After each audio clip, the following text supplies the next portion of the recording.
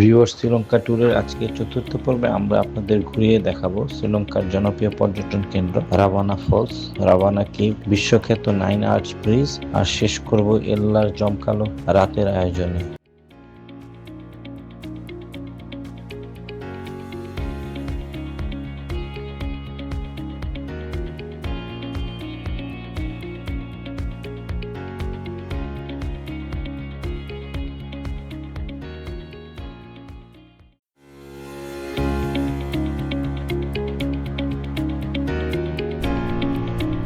আসসালামু আলাইকুম ভিউয়ার্স, শ্রীলঙ্কা ভ্রমণের আজ চতুর্থ দিন।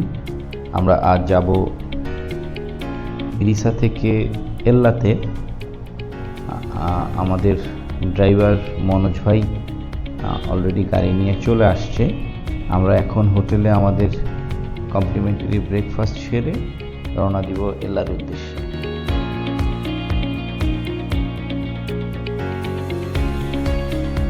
মিরিসার সাগরের ঢেউ আর নোনতা বাতাসকে পেছনে ফেলে সকালের নরম আলোতে আমরা রওনা দিলাম পাহাড়ের দেশ এল্লার উদ্দেশ্যে। আকাশে মেঘের চাদর, সারি সারি নারিকেল গাছ আর আঁকাবাঁকা পথ, পুরো জার্নিটাকেই মনে হচ্ছে একটা সিনেমার দৃশ্যের মতন।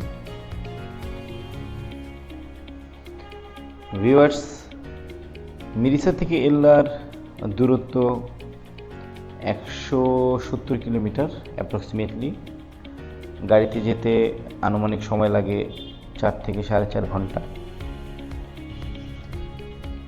বেশ কিছু দূর যাওয়ার পরে আমরা লুনুগ্রাম বেহেরা ন্যাশনাল পার্কের গেটে দাঁড়িয়েছিলাম, মূলত ডাবের পানি খাওয়ার জন্যে। সেখানে গিয়ে জানতে পারলাম এই ন্যাশনাল পার্কটি মূলত হাতির একটি অভয়ারণ্য, আর এখানে আরও অনেক বন্য প্রাণীর সংরক্ষণ কেন্দ্র রয়েছে।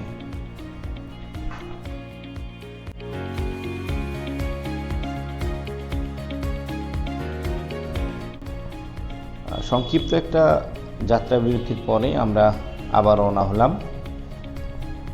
ঘড়িতে তখন বেলা আনুমানিক দুপুর 1টা, আর আমাদের ড্রাইভার মনোজ ভাইয়ের পরামর্শে আমরা একটা লোকাল রেস্টুরেন্টে আমাদের দুপুরের মধ্যাহ্ন ভোজটা সেরে নিলাম।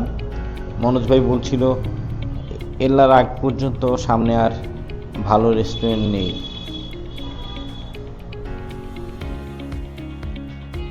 দুপুরের খাবার শেষ করে আমাদের গাড়ি আবার চলতে শুরু করলো।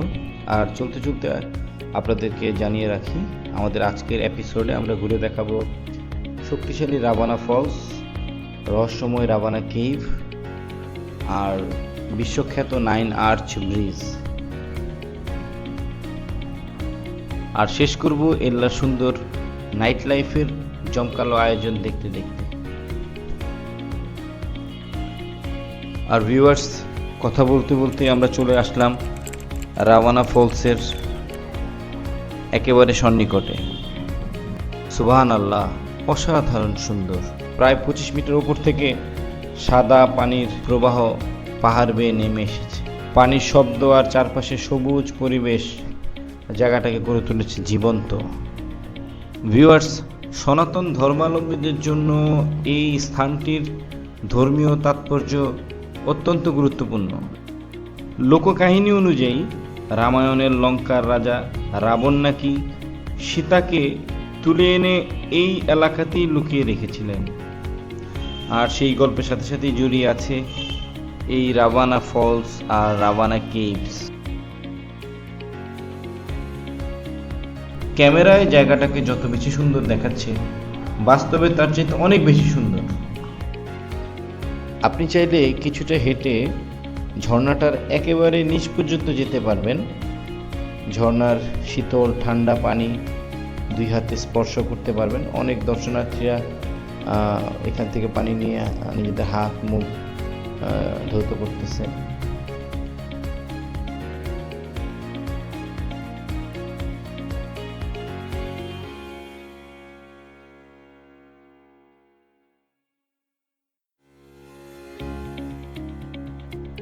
রাওয়ানা ফলস থেকে কিছুটা উপরে উঠলেই রাওয়ানা কেভস, আর কথিত আছে রাবণ সীতাকে এই কেভেই লুকিয়ে রেখেছিলেন। জায়গাটা বেশ দুর্গম এবং ঝুঁকিপূর্ণ হওয়াতে আমি সেখানে যেতে পারিনি।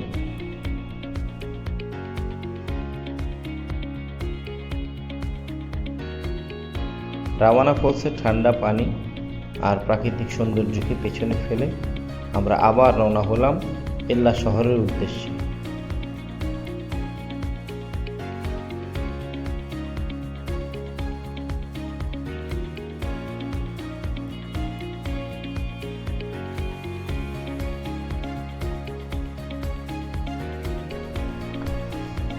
এল্লা শহরে আমাদের হোটেলের নাম হোটেল হলি হাউস।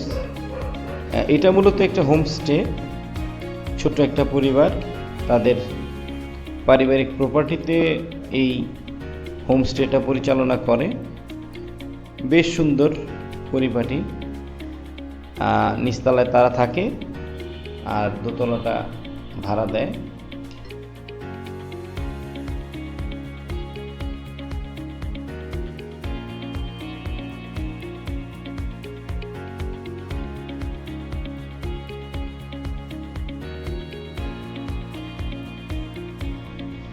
একেবারে পাহাড়ের পাদদেশে ছোট্ট একটা বাড়ি, পেছন দিকটা অনেকটা বনের মতন, সারাক্ষণ সেখানে পাখির কিচিরমিচির।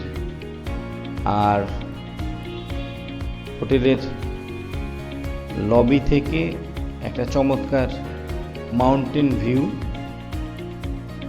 ডাবল বেডের রুম, খুবই সুন্দর। আমার ছেলে লবিটা তার অনেক পছন্দ হয়েছে।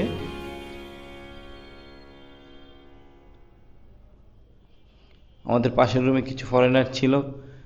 পৌঁছানো মাত্রই আহনাফ তাদের সাথে গল্প গুজবে ব্যস্ত হয়ে গেছে।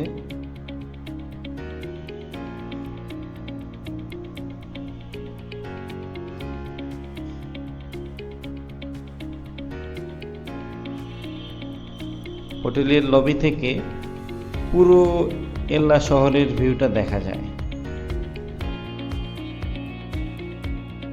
হোটেলে চেক ইনের পরপরই আমরা বেরিয়ে গেলাম ঐতিহাসিক 9 আর্চ ব্রিজ দেখার উদ্দেশ্যে। 100 বছরের পুরনো রেল ব্রিজ, ব্রিটিশদের তৈরি করা এক অনন্য কারুকাজ, অনন্য সৃষ্টি। আঁকাবাঁকা পথ আর রাস্তার দুই দিকে সবুজ চা বাগান। এই পথটা অনেকটা বিপজ্জনক, রাস্তায় বেশ ভাঙাচোরা, অনেকটা নিচের দিকে নেমে আসতে হয়। এল্লা আমি আগেও বলেছি 3400 ফিট উঁচুতে, কিন্তু বেশ 700-800 বা 1000 ফিটের মতো নিচে নেমে আসতে হয় এবং অনেকটা পথ পায়ে হেঁটে এরপরে আপনাকে 9 আর্চ ব্রিজে পৌঁছাতে হয়।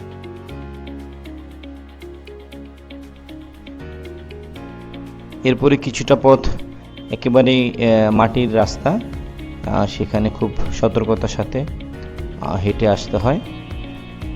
সাধারণত আমি যতটুকু দেখলাম দুইভাবে আপনারা এই 9 আর্চ ব্রিজে আসতে পারেন। একটা হচ্ছে এল্লা শহর থেকে আপনি সরাসরি টুকটুক ভাড়া করে আসতে পারেন, সেক্ষেত্রে একটু এক্সপেন্সিভ, রিটার্ন প্রায় শ্রীলঙ্কান কারেন্সিতে 7-8 হাজার রুপি পর্যন্ত তারা নিয়ে থাকে। আর আরেকটা হচ্ছে এই চা বাগানের রাস্তা, এটা শর্টকাট, কিন্তু এটা একটু দুর্গম বলা যায়। আমার সাথে আমার আম্মা ছিলেন, আমার শাশুড়ি আম্মা ছিলেন, তাদের অনেক কষ্ট হয়েছে এই পথ ধরে হেঁটে যেতে। জঙ্গল আর পাহাড়ের মাঝে দাঁড়িয়ে থাকা এই ব্রিজটিকে অনেকেই the bridge in the sky বলে।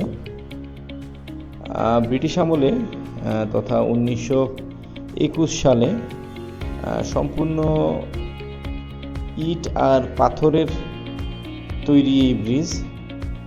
এটার মধ্যে কোনো লোহা বা ইস্পাতের ব্যবহার হয়নি। ভূপৃষ্ঠ থেকে মাটি থেকে মূলত মাটি থেকে প্রায় 100 ফিট উঁচু এবং এটা আনুমানিক 300 ফিট লম্বা একটা ব্রিজ। প্রতি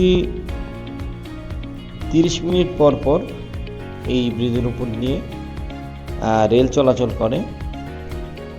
এক অনন্য সৃষ্টি বলা যায়। 100 বছরের পুরনো ব্রিজ এখনো সগর্বে মাথা উঁচু করে দাঁড়িয়ে আছে।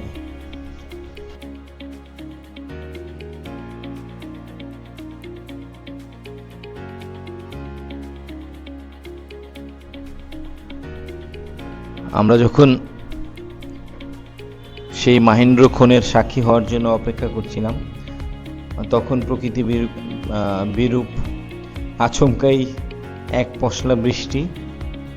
আমরা পাশে একটা ডাবের দোকানে আশ্রয় নিলাম, আর ঠিক তার কিছুক্ষণ পরেই আমরা ট্রেনের হুইসেল শুনতে পেলাম।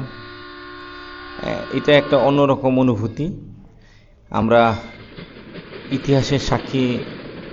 অনেকটা ইতিহাসের সাক্ষী হওয়ার মতন একটা ব্যাপার। 100 বছরের পুরনো ব্রিজ, এই 9 আর্চ ব্রিজ নিজ চোখে দেখতেছি, তার উপর ট্রেন যাচ্ছে। এই এক অভূতপূর্ব একটা অনুভূতি। পাহাড়ের মাঝখান দিয়ে একটা টানেলের ভেতর থেকে ট্রেনটা বেরিয়ে এসে চা বাগানের মাঝে হারিয়ে গেল।